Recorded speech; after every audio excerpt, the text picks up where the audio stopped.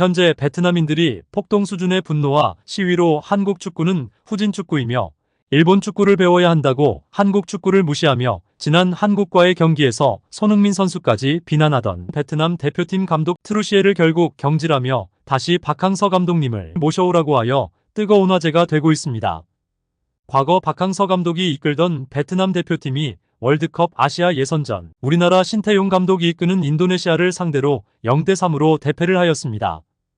5년간 박항서 감독이 정말 열심히 이끌어서 많은 우승과 금메달 등 좋은 성적을 보였지만 베트남은 이런 박항서 감독을 배신을 하고 베트남 축구가 붕괴되자 이제와 다시 박항서 감독을 모셔오라고 하고 있는 상황과 연패하는 대표팀을 향해 박항서 감독이 한 말이 화제인데요. 현 베트남 현지 상황에 대해 소식 전해드리겠습니다. 항상 스포츠에 관한 빠른 정보를 전해드리겠습니다. 구독과 좋아요 부탁드립니다. 베트남 축구협회에서는 약체인 인도네시아를 상대로 3골 차로 대승을 거둘 것이라고 큰 소리를 쳤었습니다. 하지만 오히려 신태용 감독이 이끄는 인도네시아에게 역으로 3대0 대패를 하여 베트남 국민들의 폭동이 일어났습니다. 박항서 감독을 다시 모셔와야 한다고 하나같이 외치고 있습니다. 박항서 감독이 베트남 대표팀을 정말 사랑했고 헌신적으로 이끌어 그전에는 우승이 전무했던 베트남이 2017년 박항서 감독을 부임 후 2018년 10년 만에 미쓰비시컵 우승, 아세안 축구 연맹컵 우승, 2019 아시안컵 8강 진출, 동남아시안 게임 금메달 등 정말 과거에 없던 베트남 최고의 전성기를 만들었습니다. 하지만 외국인 감독인 트루시에 감독을 선임하면서 박항서 감독을 버렸고 베트남 축구협회는 감사하다는 말보다 오히려 베트남 축구는 이제 한 단계 더 발전하여야 한다. 그래서 감독을 트루시에로 바꾸면서 과거 박항서 감독에 대해 안 좋은 이야기를 계속하던 베트남 축구협회였습니다. 우리나라로 예를 들면 히딩크 감독을 협회에서 경질하며 새로운 감독을 뽑은 후 히딩크 감독에게 비난을 한 것과 비슷한 상황인 것이죠. 새로운 베트남 감독 트루시의 감독 선임 이후 오히려 박항서 감독 때 쉽게 이기던 팀들과의 경기에도 충격적인 패배가 반복되었고 그때마다 트루시의 감독은 전 박항서 감독이 그동안 팀을 망쳐놨다. 그동안 그가 이긴 건 운이 좋은 가짜 승리이며 이젠 진짜 축구 실력을 갖추어야 한다고 말했습니다. 하지만 반복적인 패배로 인해 결국 경기가 끝나고 베트남 국민들의 거친 폭동과 시위로 곧바로 트루시의 감독 경질을 전격 발표하였습니다.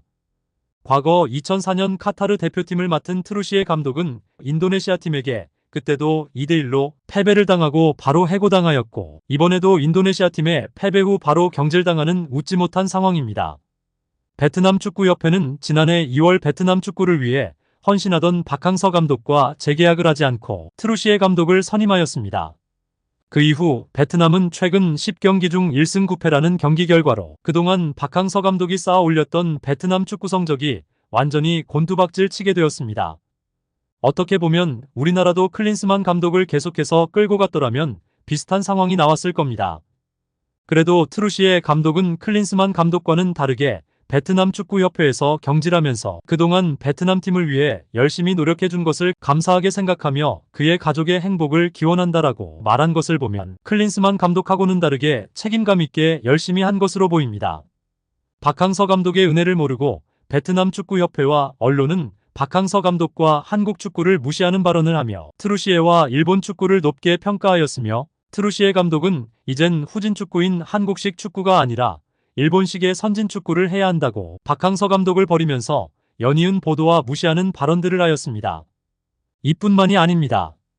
지난해 10월 수원에서 열렸던 한국과의 친선 경기 당시 6대0으로 대패를 하고도 손흥민 선수의 헐리우드 액션 때문에 졌다. 우리는 2군 선수였는데 한국 대표팀은 1군 선수로 경기를 하였다라는 인터뷰로 한국을 비난하였습니다. 연이은 패배를 하여 베트남 국민들이 박항서 감독을 다시 보고 싶다 하며 그리워할 때면 베트남은 낡은 한국식 축구가 아닌 선진 일본식 축구로 발전하고 있다라고 큰소리쳤습니다. 하지만 결과는 베트남 축구는 붕괴되며 감독마저 경기가 끝나자마자 바로 경질이 되었습니다.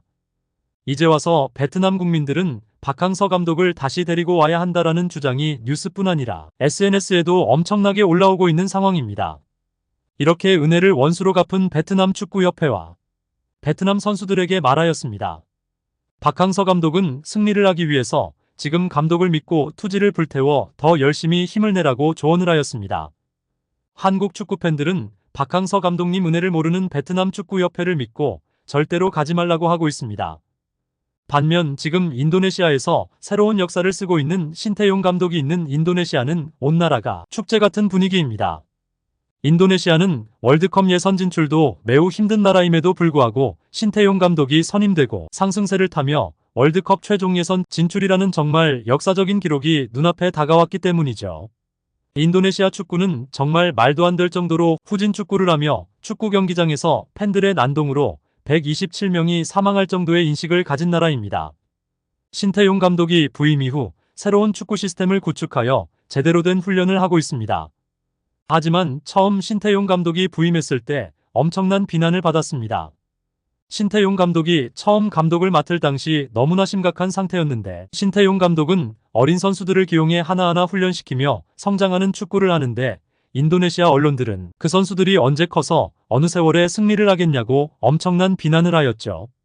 뿐만 아니라 베트남과 경기 전부터 인도네시아 언론들은 베트남에게 대패할 것이 뻔하다라고 보도하며 국민들과 축구협회마저도 신태용 감독에게 비난을 하였죠.